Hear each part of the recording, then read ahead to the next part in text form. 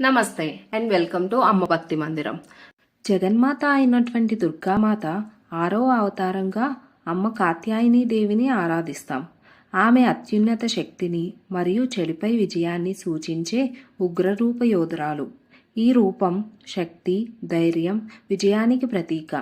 ఈ ఎపిసోడ్లో మనం ఆమె మహిమ, కథ మరియు శ్లోకాలను తెలుసుకుందాం. ఒకప్పుడు మహర్షి కాత్యాయనుడు గాఢమైన తపస్సు చేసి దేవి తన కుమార్తెగా పుట్టాలని కోరుకున్నాడు. ఆయన భక్తికి ప్రసన్నమై అమ్మవారు ఆయన ఆశ్రమంలో కాత్యాయని రూపంలో అవతరించారు. ఆ సమయంలో అసురరాజు అయిన మహిషాసురుడు దేవతలందరినీ వేధిస్తున్నాడు. మహిషాసురుడు తీవ్రమైన తపస్సు చేసి ఏ పురుషుడి చేతిలోనూ దేవతల చేతిలోనూ తాను చంపబడకుండా ఉండే వరాన్ని పొందాడు. ఈ తిరుగులేని శక్తితో అహంకారం పెంచుకున్న మహిషాసురుడు 3 లోకాలపై దండయాత్ర చేసి స్వర్గలోకం నుండి దేవతలను తరిమివేశాడు. ఆ విధంగా అతను తన క్రూరమైన పాలన స్థాపించి విశ్వమంతటా అపారమైన గందరగోళం, బాధలను సృష్టించాడు.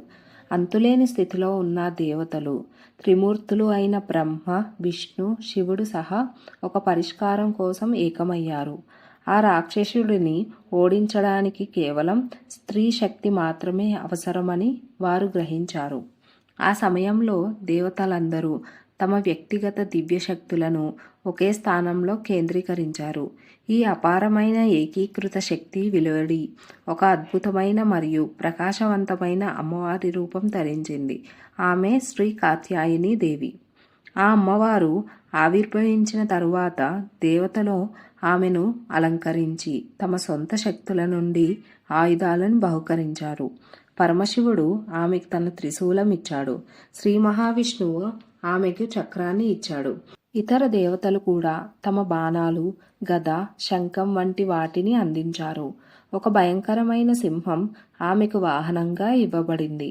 జగన్మాత వాహనమైనటువంటి సింహం ధైర్యానికి, శౌర్యానికి ప్రతీక. శక్తివంతమైన ఆయుధాలతో సింహంపై ఆసనురాలై ఉన్న అమ్మ కాత్యాయని సింహగర్జన చేస్తూ మహిషాసురుడిని యుద్ధానికి సవాలు చేసింది. ఆమె ఆ రాక్షసుడితో భయంకరమైన సుదీర్ఘ యుద్ధంలో పాల్గొంది.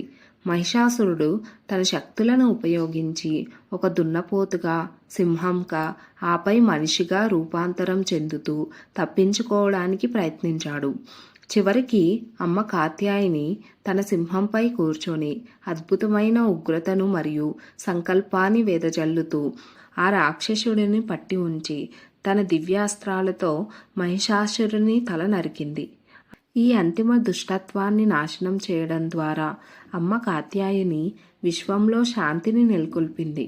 మన జీవితాలలో కూడా అదే శక్తిని, ప్రతికూలతను, ఆటంకాలను నాశనం చేసే శక్తిని కోరుతూ మనం నవరాత్రి 6వ రోజున ఆమెను పూజిస్తాము. ధ్యాన శ్లోకం: చంద్రహసోజ్వలకర శార్దూల వరవాహన కాత్యాయని శుభం దద్యాత్ దేవీ దానవగాథిని.